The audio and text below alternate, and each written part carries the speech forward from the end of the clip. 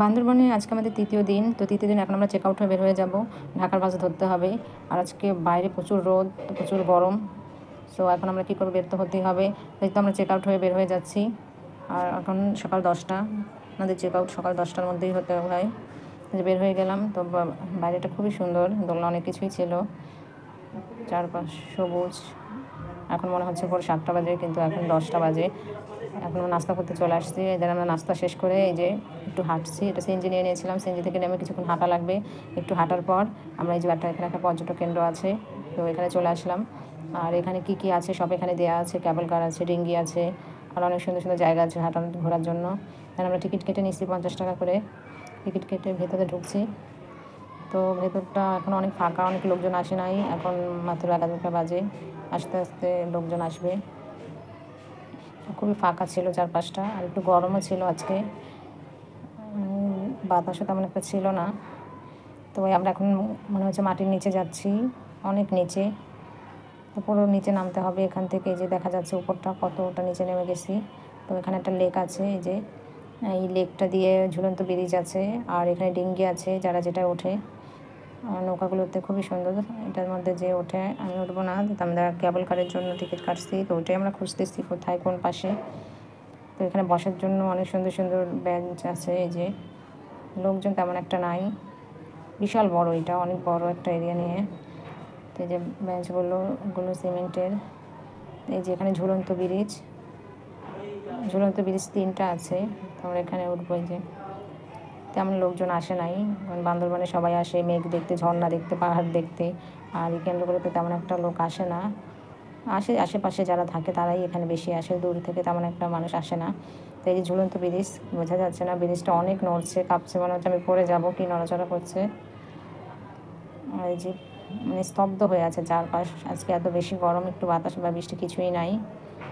আমরা এখন ওই পারে হবো। আমরা কেবল কার, এটা এত বেশি বড়, বিশাল বড়, এটা ঘুরতে ঘুরতে মনে হয় 2-3 ঘন্টা লাগবে। তো কোথায় কেবল কার আমরা খুঁজে পাচ্ছি না। আর এমন একটা জায়গার লোকজনও নাই যে কাউকে জিজ্ঞেস করবো কোথায় আছে, কোনো লোকই নাই আশেপাশে। দেখছেন পুরো ফাঁকা। তো বান্দরবানের এই জায়গাটা হয়তো অনেকেই জানে না। তো আমরা চলে আসবো, তখন আমাদের বললো, সিএনজি মামা বললো যে এখানে সুন্দর একটা পার্ক আছে, আপনারা ঘুরে আসতে পারেন। তো আসার পর দেখলাম যে হ্যাঁ, আসলে খুবই সুন্দর। চারপাশে পাহাড়, অনেক কিছু আছে, কিন্তু মানুষ তেমন একটা নাই। যারা আসে এখানকার মানুষই আসে। তো এই যেখানে 2-1 জন লোক আসছে, বসে আছে। এটা অনেক বেশি বড়, অনেক বেশি বড়। এখন আমরা উপরে উঠতেছি কেবল কারের জন্য, যেটা আমরা খুঁজে পাচ্ছি না। এই মেয়েটাও আমাদের সাথে অনেকক্ষণ হাঁটছে, ও হয়তো কারোর জন্য ওয়েট করতেছে, বসেছিল অনেকক্ষণ। তো আবার উপরে উঠলাম, একবার নিচে নামলাম, আবার উপরে উঠলাম। আর এখন একটু ঠান্ডা লাগছে। তো এখানে একটা আপু ভাইয়া বসে আছে, একটা কুকুরকে খাওয়াচ্ছে, দেখে খুবই ভালো লাগলো। তো সামনে একটু হাঁটার পর দোকান আছে। তো পানির তৃষ্ণা বা ইয়ে লাগলে, তো আমার অনেক তৃষ্ণা লাগছে, এখানে ঠান্ডা পানি নেই। তো আমরা একটা ডাব নিয়ে নিয়েছিলাম এখান থেকে। আবার একটা ডাব খেয়ে এই তো আমরা এখন আবার হাঁটা শুরু করবো। ডাবের পানি পান করে তারপরে এখানে হাঁটছি। আর এই যে এখন আমরা সবার উপরে আছি, অনেকটা উপরে পাহাড়ে। দেখতে পাচ্ছেন নিচ থেকে মনের কিছুই দেখা যাচ্ছে না এখান থেকে, অনেক উপরে। আর এর উপরে উঠা যায় যে আরও পাহাড় আছে, আর এটা অনেক বেশি বড়।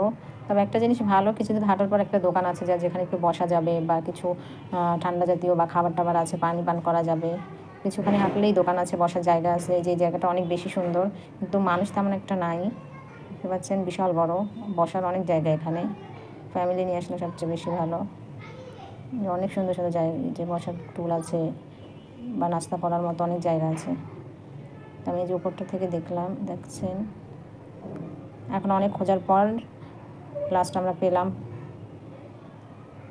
অনেক খোঁজার পর কয়েকজন মানুষকে জিজ্ঞেস করে তারপর আমরা কেবল কারটা পেয়েছি, আলহামদুলিল্লাহ। খুবই হাঁটতে হয়েছে, এই প্রথম আসা তো এখানে। এই যে আমরা কেবল কারে উঠে পড়ছি। তো এখানে ওঠার পর বাবা নিচে তাকানোর পর আমার এত বেশি ভয় লাগছিল, কিন্তু কেবল কারটা এত ছোটো ছিল, সেখানে নাকি 8জন মানুষ করে উঠতে হয়। দেন আমাদের মানুষ তেমন ছিল না, তাই আমরা 4জন উঠছি। তো এই যে যাচ্ছে, আর খুবই শব্দ হচ্ছিলো, অনেক বেশি শব্দ ছিল, আর খুব আস্তে আস্তে যাচ্ছিল। তারপরেও ভয় লাগছিল, অনেক উপরে ছিল, ফোনে তেমনটা বোঝা যাচ্ছে না, পানির উপর দিয়ে যাচ্ছে। আর আজকে আকাশটাও দেখতে পাচ্ছেন, এত বেশি গরম ছিল, এত রোদ ছিল না, বৃষ্টি না, বাতাস কিছুই ছিল না।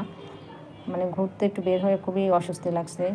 বান্দরবনে যখন নীলগিরি, নীলাচল ছিলাম, তখন ওই জায়গাগুলোতে খুবই ঠান্ডা, বৃষ্টি, অলরেডি বৃষ্টি পড়তেই ছিল, বৃষ্টি, মেঘ। আর যখন আমরা একটু বাইরের দিকে আসছি, যেখানে তখন এই জায়গাটা প্রচুর গরম, এখানে তো বৃষ্টির কিছুই নেই আর অনেক গরম ছিল। এই যে আমরা চলে আসছি, একবার ওই পাশে যেয়ে এ পাশে চলে আসে, বেশি একটা টাইম লাগে না। এখানে অনেক মানুষ, আস্তে আস্তে মানুষ হচ্ছে, পর্যটক হচ্ছে, এরা উঠবে, লাইনে ছিল। আমরা এই যে নেমে পড়লাম সবাই। আর এখানে যে আপুরা উঠবে, ওনার বাচ্চা নিয়ে ওনারা দাঁড়িয়েছিল লাইনে তেমন একটা ছিল না, কারণ আমাদের এটা 4-5টা ঘোরা হয়েছে, অনেক বিশাল বড়, সেটা শেষ হবার নয়। তো আমরা গরমের জন্য খুবই ক্লান্ত ছিলাম, এই জন্য চলে আসলাম। এখন আমরা বাস কোনো মতো পেয়ে গেছি, বাসে উঠে পড়ছি, এখন আমরা ঢাকার উদ্দেশ্যে রওনা দিলাম। তো আজ এই পর্যন্তই, আল্লাহ হাফেজ। বান্দরবানে খুবই সুন্দর সময় কাটালাম 2 দিন।